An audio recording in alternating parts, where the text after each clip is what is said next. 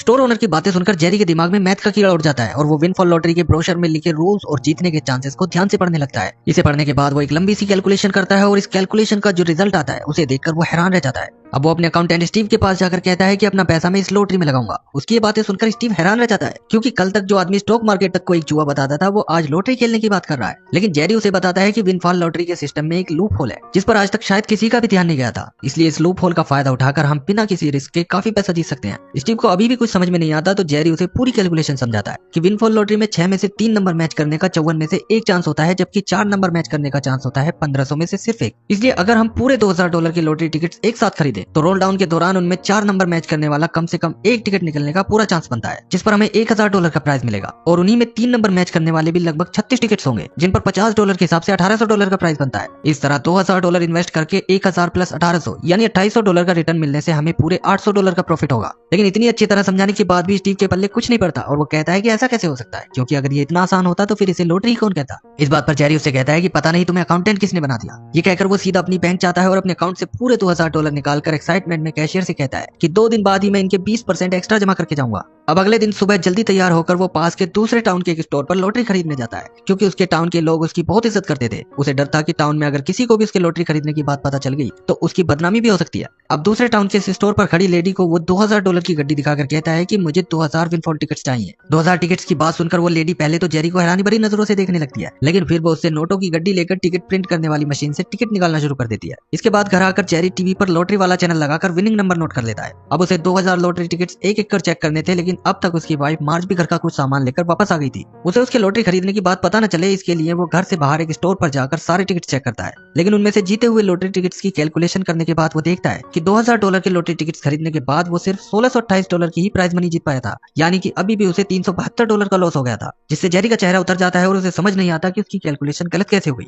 शाम को घर पर उनके फैमिली फ्रेंड उनसे मिलने आते हैं, लेकिन जेरी तो अभी भी उन्हीं ख्यालों में खोया हुआ था। मार्ज ये सब नोटिस कर लेती है और मेहमानों के जाने के बाद आखिर वो उससे पूछ ही लेती है कि मुझे बताओ आखिर बात क्या है। जेरी उसे लॉटरी की बात तो नहीं बताता, लेकिन फिर भी वो उसे इतना कह देता है कि सब कुछ करने के बाद भी जैसा मैंने सोचा था वैसा कुछ भी नहीं हुआ और मैंने अपना चांस मिस कर दिया। मार्ज को लगता है कि वो अपने रिटायरमेंट की बात कर रहा है, इसलिए वो उसे समझाती है कि कोई चीज अगर अभी तुम्हारे हिसाब से नहीं हो रही है तो इसका मतलब ये तो नहीं हो सकता कि वो आगे भी नहीं होगी। वो कहती है कि तुम्हें ये बात माननी होगी कि जिंदगी में अगर गुड लग है तो बैड लग भी है। मार्ज की ये बात सुनकर जेरी कुछ सोचते हुए हंसने लगता है और उसे थैंक यू कहकर अंदर चला जाता है। उसे समझ में आ गया था कि दूसरों की तरह वो भी अब तक लक के सहारे ही खेल रहा था। अगले दिन वो फिर से बैंक जाता है और कैशियर को एक सिक्का उछाल कर दिखाते हुए कहता है कि इस सिक्के को अगर हम 1000 बार उछाले तो ये चांस है कि 60% हेड या 60% टेल आए, लेकिन इसी सिक्के को अगर हम 5000 बार उछालते हैं तो चांसेस 50% के आसपास आ जाते हैं और रिस्क बहुत कम हो जाता है। वो कहता है कि लक वाले फैक्टर को अगर कैलकुलेशन से दूर रखना है तो हमें सैंपल साइज बढ़ाना होगा। कैशियर को कुछ समझ नहीं आता कि वो किस बारे में बात कर रहा है, लेकिन जेरी आज अपनी सारी रिटायरमेंट मनी यानी $8000 अकाउंट से निकालकर अगले महीने के रोल डाउन में इनसे पूरे 8000 विनफॉल टिकट्स खरीद लेता है और विनिंग नंबर डिक्लेयर होने के बाद अपने टाउन के उसी स्टोर में जाकर सारे टिकट चेक करने लग जाता है।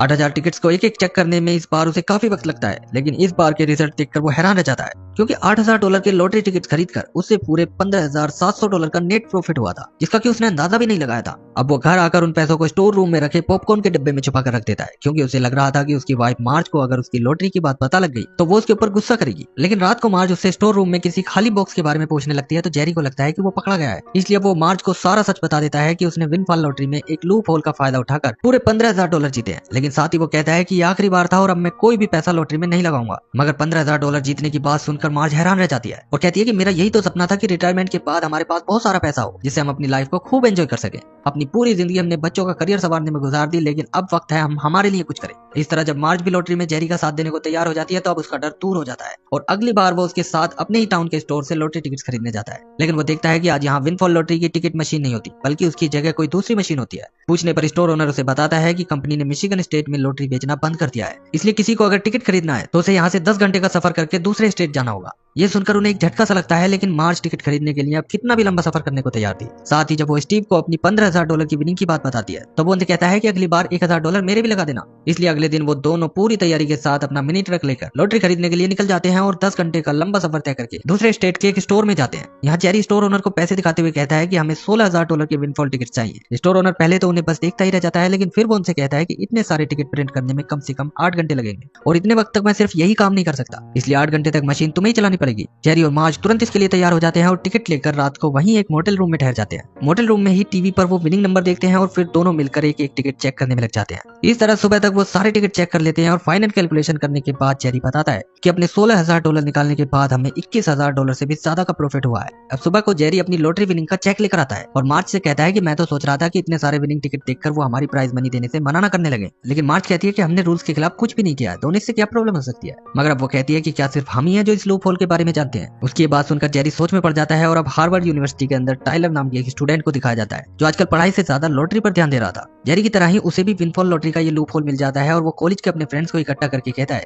कि इस लूप होल का फायदा उठाकर हम इतना पैसा जीत सकते हैं जितना पढ़ाई के बाद नौकरी करके भी नहीं कमा सकते, लेकिन इस लूप होल का फायदा उठाने के लिए हमें बहुत ज्यादा टिकट्स खरीदने होंगे, इसलिए किसी भी बहाने से अपने माँ बाप से जितना हो सके उतना पैसा मांग लो। दूसरी ओर जेरी और मार्ज अपने टाउन पहुंचने वाले होते हैं, तभी मार्ज के दिमाग में कोई बात आती है और वो कार रुकवाकर जेरी से कहती है कि जब नौकरी के लिए तुम पहली बार इस टाउन में आए थे उस वक्त तुम चाहते थे कि किसी तरह यहाँ के लोगों की कुछ मदद की जाए। उस वक्त तो ऐसे हालात नहीं बन पाए थे, लेकिन आज हमारे पास मौका है यहाँ के लोगों के लिए कुछ करने का। जेरी समझ गया था कि वो यही कहना चाह रही है कि ज्यादा टिकट खरीदने से जीतने के चांस अगर बढ़ रहे हैं तो क्यों ना अपने टाउन के लोगों का भी पैसा इसमें लगवाया जाए। वो मुस्कुराकर इसके लिए तैयार हो जाता है और अब वो स्टीव की मदद से अपना एक कॉर्पोरेशन रजिस्टर करवा लेते हैं और अपने टाउन के लोगों को बताते हैं कि इस कॉर्पोरेशन में जो भी जितना पैसा लगाएगा तो लॉटरी के जीते हुए पैसों में से उसे उसी के अकॉर्डिंग अपना हिस्सा मिल जाएगा। टाउन के लोगों को जेरी की ईमानदारी पर पूरा भरोसा था, इसलिए वो सब उसके साथ पैसा लगाने को तैयार हो जाते हैं और कुछ लोग जिनके पास पैसे नहीं थे वो कोई सामान बेचकर पैसे का अरेंजमेंट करते हैं। यहाँ तक कि जेरी के फैमिली फ्रेंड जो लॉटरी को बैन करवाने जैसी बातें करते थे वो भी अपना पैसा जेरी के साथ इन्वेस्ट करने के लिए उतावले हुए जा रहे थे। इसके बाद जेरी अपनी बेटी से ये बात बताता है तो वो बिना कोई डिटेल पूछे तुरंत ही इसमें इन्वेस्ट करने को तैयार हो जाती है, क्योंकि उसे अपने फादर के तेज दिमाग पर पूरा भरोसा था। लेकिन उसका बेटा मना कर देता है क्योंकि लड़के कहाँ अपने बाप को कुछ मानते हैं, वो तो हमेशा अपने बाप को वही पुराने ख्यालों वाला बूढ़ा इंसान समझते हैं।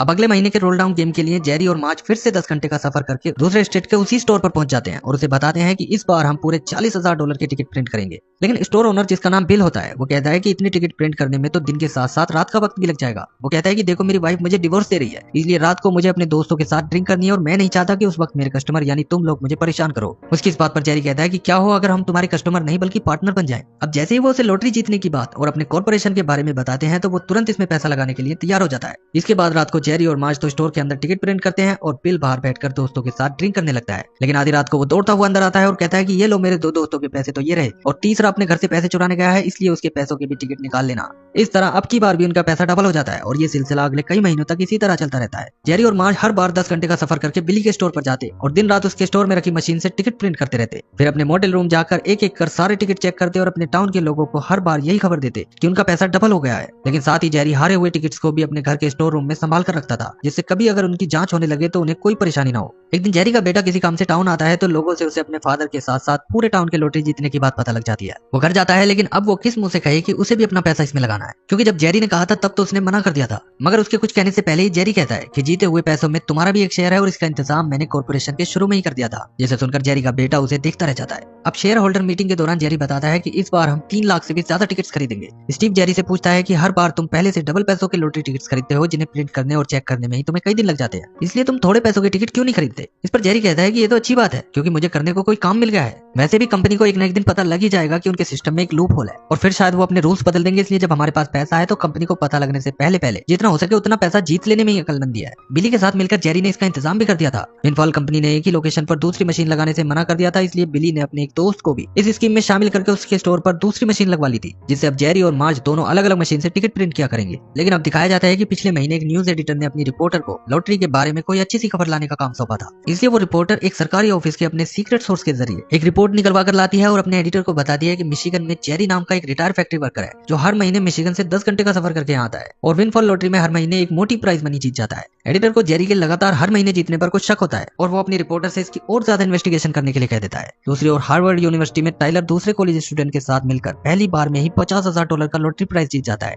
उनसे कहता है कि अगर और ज्यादा पैसा जीतना है तो हमने जो भी पैसे जीते हैं अगली बार उन पैसों के भी हमें लॉटरी टिकट्स खरीदने होंगे और इसके अलावा जितना हो सके उतने पैसों का और भी इंतजाम करना होगा। लेकिन तभी लैपटॉप लेकर बैठा उसका एक दोस्त बताता है कि एक दूसरा ग्रुप भी है जिसे इस लूप होल के बारे में पता है और वो पहले ही हमसे बहुत ज्यादा पैसा जीत चुके हैं। टाइलर पूछता है कि तुम्हें कैसे पता चला, क्योंकि विनफॉल कंपनी तो ऐसी कोई जानकारी शेयर नहीं करती। इस पर उसका वो दोस्त कहता है कि मैंने लॉटरी की वेबसाइट हैक करके ये जानकारी निकाली है और सभी स्टोर्स की सेल्स रिपोर्ट निकालकर ये भी पता लगा लिया है कि वो लोग सिर्फ 2 ही स्टोर से टिकट खरीदते हैं, टाइलर कहता है कि इतने सारे टिकट सिर्फ 2 ही मशीन से प्रिंट करने में तो उन्हें पूरा हफ्ता लग जाता होगा, इसका मतलब वो इस वक्त भी वहीं होंगे। दूसरी ओर जेरी और मार्ज बिली के स्टोर में अपनी शादी की सालगिरह सेलिब्रेट कर रहे होते हैं और अपने जमाने का एक रोमांटिक सॉन्ग बजाकर डांस कर रहे होते हैं। तभी टाइलर और उसका दोस्त वहां जाते हैं और उन दोनों को देखकर हंसने लगते हैं। जेरी को इस तरह उनकी सालगिरह के बीच में टाइलर का यहाँ आकर उनके ऊपर हंसना बिल्कुल भी अच्छा नहीं लगता और वो उनसे तुरंत यहाँ से जाने के लिए कहता है। लेकिन टाइलर अब उन्हें एक ऑफर देते हुए कहता है कि बुढ़ापे में इतनी मेहनत ठीक नहीं है, इसलिए अपना सारा पैसा हमारे ग्रुप में इन्वेस्ट कर दो, जिससे तुम्हें घर बैठे तुम्हारा हिस्सा मिलता रहेगा, क्योंकि मेरे पास स्टूडेंट की एक पूरी आर्मी है जो टिकट प्रिंट करने से लेकर चेक करने तक का सारा काम बहुत ही कम वक्त में आसानी से कर लेती है। लेकिन टाइलर नहीं जानता था कि जेरी ये सिर्फ पैसे के लिए नहीं कर रहा है, उसके लिए ये एक काम था जिसे करने में उसे मजा आता था,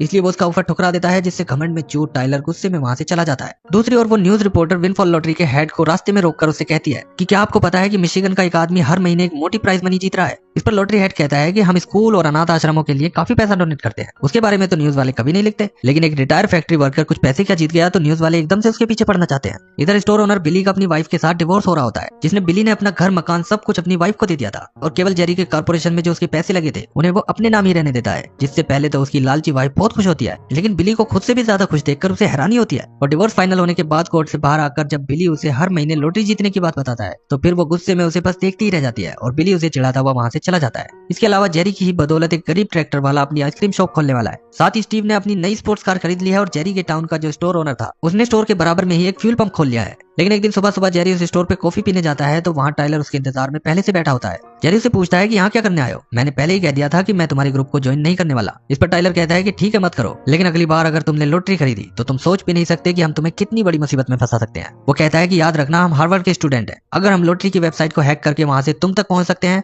तो सोचो तुम्हारे और तुम्हारे लोगों के अकाउंट और क्रेडिट कार्ड की डिटेल निकालकर हम उनका इस्तेमाल तुम्हारे खिलाफ कर सकते हैं। इस तरह जेरी को धमकी देकर टाइलर वहां से चला जाता है और इस बार जेरी उसकी धमकियों में आ जाता है। अब वो अपने टाउन के सभी इन्वेस्टर्स को बुलाकर कहता है कि विनफॉल लॉटरी के अंदर हुए कुछ बदलाव की वजह से अब हम लॉटरी नहीं खरीद सकते। ये कहकर वो मीटिंग से बाहर चला जाता है, लेकिन वो स्टोर ओनर जेरी के बेटे को असली बात बता देता है, क्योंकि जेरी और टाइलर की बातें उसने भी सुन ली थी। अब जेरी का बेटा बाहर आकर उसे कहता है कि मैंने बचपन से देखा है कि सबने आपको और आपके टैलेंट को नजरअंदाज किया और किसी ने ये नहीं माना कि आप भी कुछ कर सकते हैं, और अब जब आपने अपने आप को साबित करके दिखा दिया और इस छोटे से टाउन के लोगों को भी बड़ा होने का एहसास करवाया तो कुछ कॉलेज स्टूडेंट से डरकर अब आप हार नहीं मान सकते। ये कहकर वो चला जाता है और जेरी इमोशनल होकर वहीं खड़ा रह जाता है। अब टाइलर अपने दोस्तों को शहर के हर कोने में टिकट्स खरीदने के लिए भेज देता है और उसे लगता है कि अब वो अकेला खिलाड़ी रह गया है इस खेल में। लेकिन दूसरी ओर मार्च जेरी से कहती है कि मैंने आज तक तुम्हें इस तरह प्रॉब्लम का बिना कोई हल ढूंढे हार मानते नहीं देखा। वो कहती है कि जब तक हम दोनों साथ हैं तब तक हम किसी से नहीं डर सकते, चलो चल के लॉटरी खरीदते हैं, जो होगा देखा जाएगा। जेरी उसकी इस बात पर हंसने लगता है और अब वो दोनों फिर से लॉटरी खरीदने बिली के स्टोर पर पहुंच जाते हैं। ये बात जब टाइलर का फ्रेंड उसे बताता है कि जेरी पर उसकी धमकी का कोई असर नहीं हुआ है तो वो गुस्से से पागलों की तरह चिल्लाने लगता है, क्योंकि उसकी कैलकुलेशन के हिसाब से अगर दो ग्रुप एक ही गेम में एक साथ खेलते हैं तो प्राइज मनी उतनी नहीं हो पाती जितनी अकेले ग्रुप के खेलने से जीती जा सकती है। उसका फ्रेंड कहता भी है कि वो खेलता है तो खेलने दो उसे, इसमें हम कुछ नहीं कर सकते। लेकिन टाइलर तो जैसे जेरी को अपना दुश्मन मान बैठा था, इसलिए अब वो उसे गेम से बाहर करने के लिए एक नया प्लान तैयार करता है। वो अपने फ्रेंड को बताता है कि विनफॉल कंपनी रोल डाउन तब करती है जब उसके $2 मिलियन के टिकट सेल हो जाते हैं, और ऐसा ज्यादातर महीने के आखिरी हफ्ते में ही होता है। इसलिए जेरी भी उससे कुछ ही पहले यानी ज्यादातर आखिरी हफ्ते में ही सारे लॉटरी टिकट्स खरीदता है। लेकिन हमने विनफॉल लॉटरी की वेबसाइट को हैक कर रखा है, जिससे हम ये देख सकते हैं कि कब किस वक्त कितने टिकट सेल हो चुके हैं।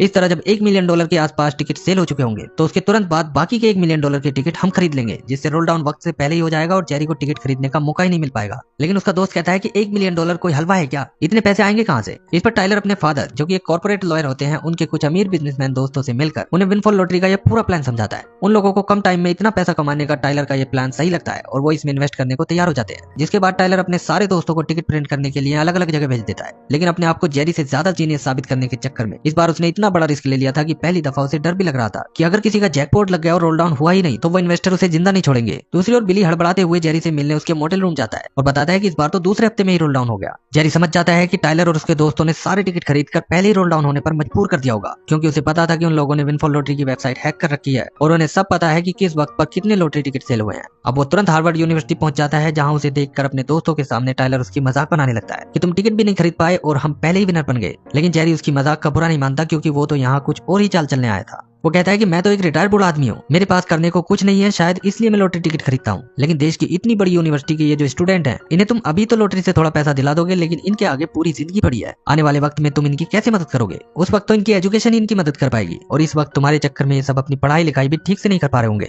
जेरी की इस बात पर वहाँ बैठे सारे स्टूडेंट के सर नीचे झुक जाते हैं, जिसके बाद वो वहाँ से चला जाता है। दूसरी ओर स्टीव और बिली से बात करते हुए जेरी के दिमाग में एक आइडिया आता है और वो मार्च के साथ किसी तरह विनफॉल लॉटरी के हेड से मिलकर उसे बताता है कि हार्वर्ड यूनिवर्सिटी के कुछ स्टूडेंट ने मिलकर लॉटरी की वेबसाइट को हैक करके गेम को अपने हिसाब से रोल डाउन होने पर मजबूर कर दिया। इसलिए हम चाहते हैं कि वेबसाइट पर ये सारा डाटा पब्लिक होना चाहिए, जिससे सबको जीतने का बराबर मौका मिल सके। लॉटरी का हेड उनकी बात मान जाता है और इसके बाद जब टाइलर को ये पता चलता है कि अब कोई भी विनफॉल लॉटरी को ट्रैक कर सकता है तो उसका दिमाग खराब हो जाता है, लेकिन वो अभी भी जेरी को हराने की जिद पर अड़ा था। इसलिए अब वो पहले की तरह ही लॉटरी खेलने का मन बना लेता है। मगर अगली बार लॉटरी खरीदने के टाइम पर कोई भी उसके पास नहीं आता, क्योंकि सारे स्टूडेंट ने अब ये मन बना लिया था कि उनके माँ बाप ने उन्हें जिस काम के लिए यहाँ भेजा है अब वो उससे कभी नहीं भटकेंगे। यानी लॉटरी का चक्कर छोड़कर अब वो सिर्फ अपनी पढ़ाई पर ध्यान देंगे। टाइलर का इस बात से दिमाग खराब हो जाता है, लेकिन उसे अब यह एहसास हो गया था कि वो जेरी से कभी नहीं जीत पाएगा। दूसरी ओर इस रिपोर्टर को जेरी के साथ साथ टाइलर के भी लॉटरी जीतने की सारी डिटेल्स मिल जाती है कि उन्होंने कब और कितनी रकम लॉटरी से जीती है। एक दिन वो जेरी के घर पर आ जाती है, लेकिन यहाँ आकर जब उसे पता चलता है कि जेरी ने ये सिर्फ अपने लिए नहीं किया बल्कि इससे उसने अपने पूरे टाउन की मदद की है, तो वापस आकर ये बात वो अपने एडिटर को भी बताती है। लेकिन एडिटर इस खबर को छापने की बात पर अड़ ही जाता है और अगले दिन के अखबार में जेरी और टाइलर की खबर अखबार के फ्रंट पेज पर होती है,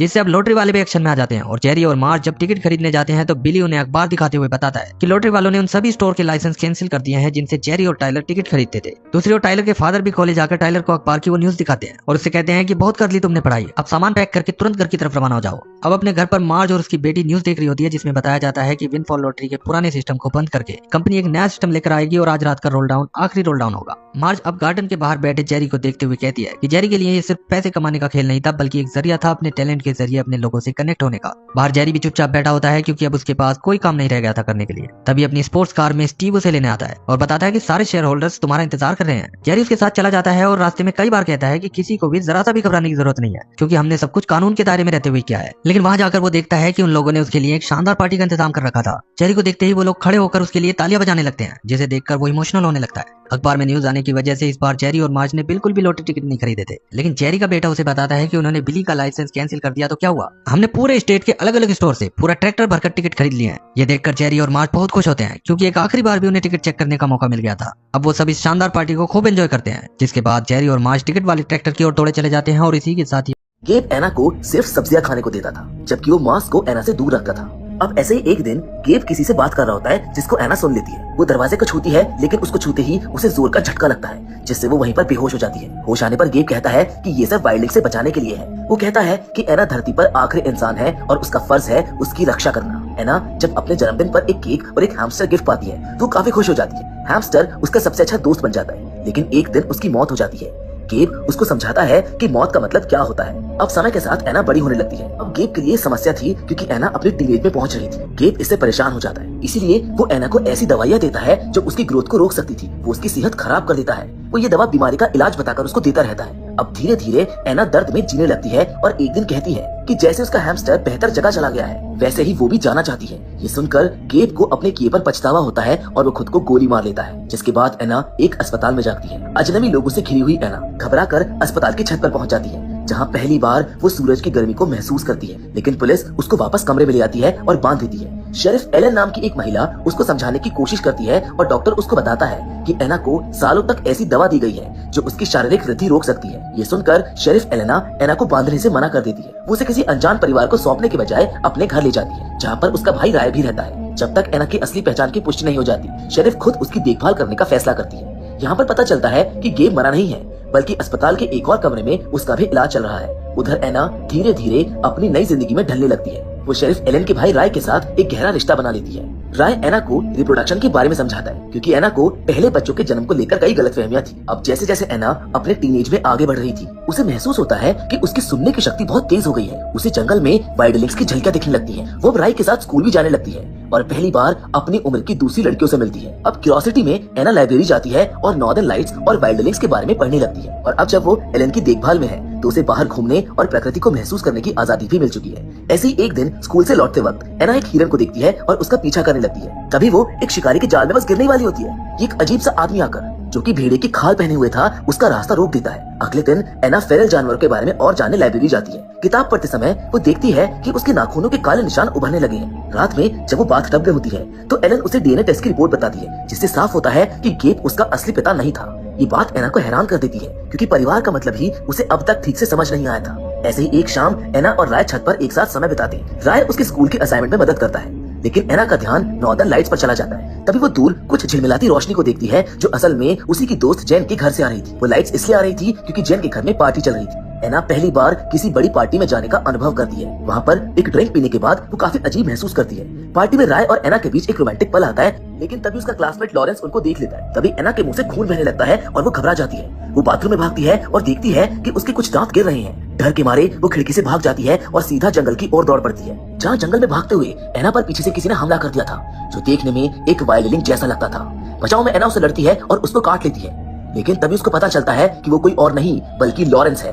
एना उसको उठाने की कोशिश करती है, लेकिन काफी देर हो चुकी थी, क्योंकि लॉरेंस ज्यादा खून बहने की वजह से मर चुका था। डरी और परेशान एना वहाँ से भाग जाती है, जो अपने पुराने घर यानी कि गेब के घर लौट आती है, ताकि वो अपनी पहचान के बारे में कुछ जवाब ढूंढ सके।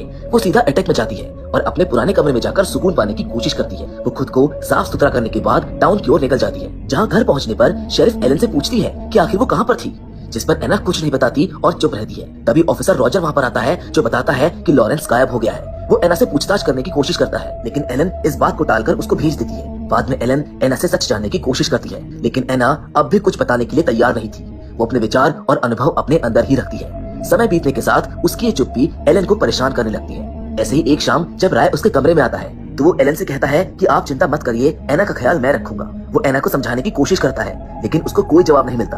तभी वो एना के मुंह को देखता है और पाता है कि उसके दांत गिर रहे हैं। इस चीज से घबराकर वो ये बात एलन को बताने बाहर चला जाता है। इस बीच एना को मौका मिल जाता है और वो घर से भागकर जंगल की ओर चली जाती है। अब जंगल ही वो जगह बची थी जहाँ पर वो सबसे ज्यादा सुरक्षित और शांत महसूस करती थी। वहाँ पर उसकी मुलाकात फिर से उसी वुल्फमैन से होती है, जो पहले भी उसको मिला था। वो एना को खाना देता है, क्योंकि वो भूखी होती है।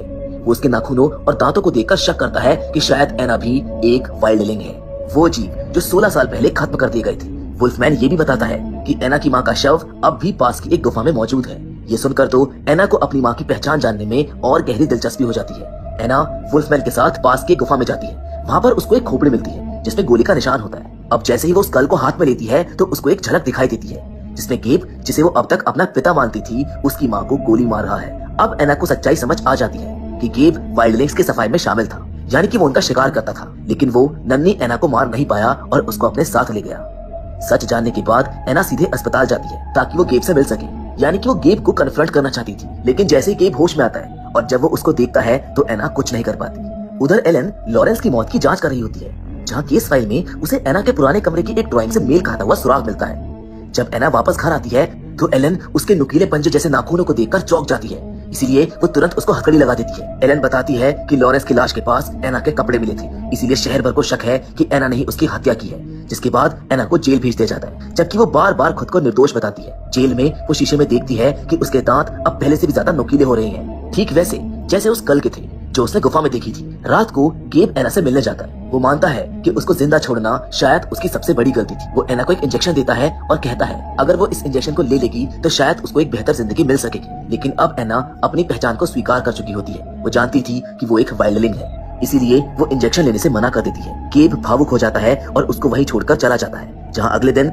एलन एना को देखने आती है, जहाँ पर वो देखती है कि एना बिस्तर के नीचे छुपकर सो रही है। अब जैसे ही एलन सेल का दरवाजा खोलती है, एना अचानक से उसके ऊपर हमला कर देती है। वो एलन और बाकी पुलिस वालों को कैद करके जेल से भाग निकलती है। जहाँ बाहर पहुंचने पर उसकी मुलाकात राय से होती है, जो अपनी कार में होता है। एना उसको सब कुछ बताती है और उसको मनाती है कि वो उसको नॉर्दर्न लाइट्स तक छोड़ दे, वही जगह जहाँ पर उसका जन्म हुआ था। रास्ते में एना राय को बताती है कि वो एक वाइल्डलिंग है। थोड़ी देर के बाद राय कार को रोक देता है, क्योंकि एना अकेले आगे बढ़ना चाहती थी, लेकिन राय उसकी सुरक्षा को लेकर चिंतित होता है, इसलिए वो अंधेरे जंगल में उसके पीछे पीछे चल पड़ता है। एना पास की एक झील में नहाने जाती है और पूरी तरह भीग जाती है। उसे काफी ठंड लग रही होती है, इसीलिए राय बॉनफायर जलाता है ताकि उसके कपड़े सूख सके। अब जैसे ही एना अपने कपड़े उतारती है, राय उसके पीठ पर उगते हुए बाल देखकर चौंक जाता है, लेकिन एना उसको भरोसा दिलाती है कि वो उसको कोई नुकसान नहीं पहुंचाएगी। अब यहाँ से सीन बदलता है और गेब ऑफिसर रॉजर के साथ एना के जेल से भागने की चर्चा कर रहा होता है। काफी सोच विचार के बाद वो एक टीम बनाकर एना को पकड़ने का प्लान बनाते हैं। उधर एना और राय जंगल में भाग रहे होते हैं, जहाँ सर्च डॉग्स उनका पीछा कर रहे होते हैं। तभी वहाँ पर शिकारी पहुंच जाते हैं, जो राय के कंधे पर गोली मार देते हैं। अब इस सिचुएशन से बचने के लिए एना राय को एक चट्टान से नीचे पानी में धक्का दे देती है और खुद भी नीचे कूद जाती है। वो शिकारियों को भटकाने के लिए उल्टी दिशा में भागती है और राय को बच निकलने का मौका देती है, जिसके बाद एना उसी गुफा में पहुंचती है जहाँ पर उसे उसकी माँ का स्कल मिला था। दूसरी ओर राय अपनी बहन एलन से मिलता है। उसको बताता है कि अब एना उसके साथ नहीं है। अब एना अकेले जंगल में जिंदा रहने के लिए संघर्ष कर रही है और कुछ ही दिनों में वो पूरी तरह से एक वाइल्डलिंग में बदल जाती है। वो खुद को छुपाने के लिए अपने शरीर और चेहरे पर मिट्टी लगा लगाती है ताकि शिकारी उसको पहचान ना सके। एक दिन राय स्कूल जाते समय देखता है कि रॉजर पेट्रोल भर रहा है। उसे शक होता है कि अब वो एना को मारने की तैयारी कर रही है। वो तुरंत एलन को फोन कर देता है और सारी बात बता देता है, जहाँ जंगल में एना एक शिकारी को मार देती है और जैसे ही बाकी शिकारी उसके शव के पास आते हैं, एना वहाँ से भाग जाती है। अब वो पूरी तरह वाइल्ड लिंक बन चुकी होती है, जिसको बचाने के लिए एलन भी जंगल में पहुंच चुकी है। जोन मरे हुए शिकारी को देखकर काफी डर जाती है। तभी रॉजर उसके ऊपर बंदूक तान देता है और इस मामले से दूर रहने के लिए कहता है, लेकिन तभी वहाँ पर एना आ जाती है जो रॉजर को भी मार डालती है। वो खुद को एलन को दिखाती है क्योंकि अब एना प्रेग्नेंट है। इसके बाद वो जंगल में गायब हो जाती है। अब शिकारी एना को पकड़ने के लिए पूरे जंगल में आग लगा देते हैं, जिससे एना और ज्यादा गुस्से में आ जाती है क्योंकि शायद ये जंगल ही अब एना का घर था। इसीलिए उस जलते हुए जंगल को देख एना काफी परेशान हो जाती है और प्रेग्नेंट होने के बावजूद भी वो खुद को बचाने के लिए इधर उधर भागती रहती है। आखिरकार वो एक जानी पहचानी गुफा में पहुंचती है, लेकिन वहाँ पर गेब उसको ढूंढ निकालता है। वो उसको बेहोश करने वाला इंजेक्शन दे देता है, जिससे एना गिर जाती है। गेब उसकी माँ को याद करते हुए एना के बच्चे को निकालने के लिए उसका ऑपरेशन करने की कोशिश करता है, लेकिन तभी एना होश में आ जाती है, जो इस बार गेब को भी मार डालती है। जिसके बाद वो जोर से चीखती है, जिसकी चीख से हमें उसकी ताकत का अंदाजा होता है। लेकिन इसी के साथ वो फिर से बेहोश भी हो जाती है और जब उसको दोबारा होश आता है तो वो देखती है कि वही वुल्फमैन उसकी देखभाल कर रहा है जो उसके घाव सिल रहा है। जहाँ नेक्स्ट डे हम एलन और राय को जंगल में एना की तलाश करते हुए देखते हैं। वो उसको दूर से देख लेते हैं, लेकिन वो उसको रोकने के बजाय जाने देते हैं क्योंकि अब उनको भी यही लगता है कि शायद ये जंगल ही उसका असली घर है। उसके लिए सबसे सही जगह ये जंगल ही है। जहाँ फिल्म के एंड में हम एना को नॉर्दर्न लाइट्स के पास देखते हैं, जिसकी गोद में उसका छोटा बच्चा भी है, जिसको लेके वो आसमान की सुंदर रोशनी को देख रही होती है और शांति महसूस करती है। और तभी वो दूर से किसी वाइल्ड लिंक की आवाज को सुनती है, जो संकेत था कि शायद एना अकेली नहीं है। उसके जैसे वाइल्ड लिंक्स अभी भी जिंदा हैं, जो शायद उसका परिवार बन सकते हैं। जिस फाइनल सीन के साथ ये फिल्म यहीं पर खत्म हो जाती है। तो दोस्तों, एक घने जंगल की खामोशी में जहाँ कभी एक मासूम सी बच्ची अपने वजूद को लेकर उलझी हुई थी, अब वही एक औरत खड़ी है जो जान चुकी है कि उसकी पहचान उसकी कमजोरी नहीं बल्कि उसकी सबसे बड़ी ताकत है। उसने एक झूठी दुनिया से निकलकर अपनी हकीकत को गले लगाया।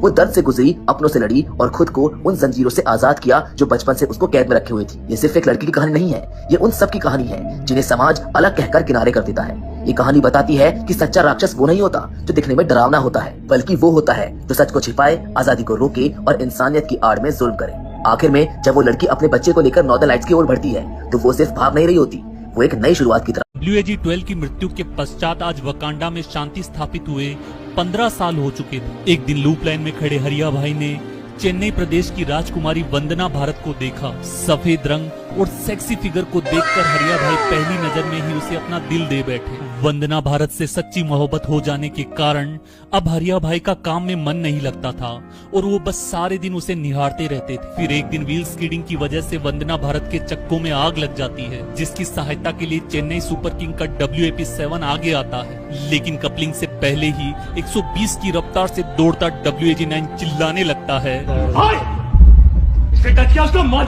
जिसके पश्चात WAG-9 वंदना भारत को अस्पताल लेकर जाता है। हरिया भाई की इस एग्रेशन और इनसिक्योरिटी को देखकर वंदना भारत को भी उससे प्यार हो जाता है, जिसके कुछ दिन पश्चात वैलेंटाइन के पावन अवसर पर दोनों ने शादी कर ली। शादी के 2 महीने पश्चात उन्हें एक बच्चा भी पैदा हुआ, जिसकी शक्ल WAP-7 से क्यों मिलती है आज तक कोई नहीं जान पाया। इधर ट्रैक पर गेड़िए मारने के जुर्म में कोंकण जेल में सजा काट रहे अशोक लेलैंड की ट्रक और JCB को 14 साल हो चुके थे। जेल में JCB को बोबियन में गिट्टी भरने का काम करना पड़ता था, लेकिन एक दिन मौका देखकर उसी बोबियन के लास्ट वैगन पर बैठकर JCB जेल से फरार हो गई। जेल से बाहर निकलते ही उसने डीजल का नशा करने के लिए स्टेट बैंक ऑफ वकांडा का पूरा ATM ही लूट लिया।